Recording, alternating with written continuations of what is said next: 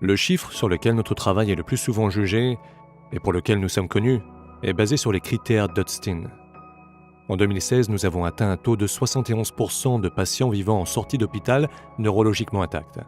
Je suis très satisfait de ce chiffre, excepté que ce n'est pas ce pourquoi je voudrais que notre travail soit reconnu.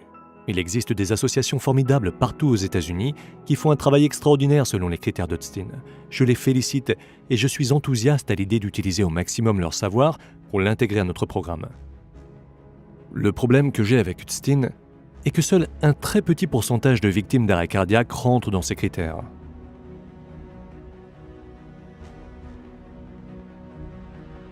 Nous condamnons une discrimination basée sur le lieu de vie ou le travail par exemple.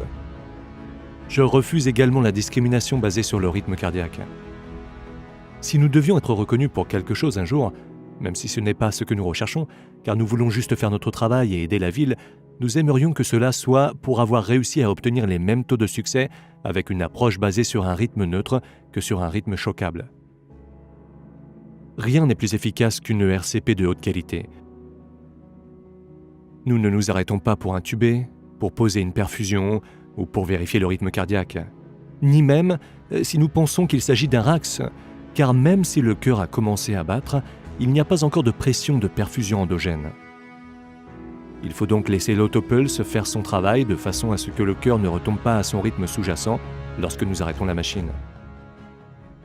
C'est mon travail de défendre la cause de nos pompiers comme de nos urgentistes et notre but est, ainsi que je l'ai dit plus tôt, un patient qui survit neurologiquement intact à un arrêt cardiaque soudain. Les pourcentages ont peu de valeur finalement. Peu importe le quartier dans lequel vous vivez ou combien vous gagnez, ce qui nous importe vraiment, c'est de fournir tous les efforts nécessaires pour arriver à ce but. Cela fait 8 ans que je suis ambulancier et avant de travailler ici, j'avais eu 2 arrêts cardiaques sauvés. J'en ai eu 16 au cours des 22 derniers mois.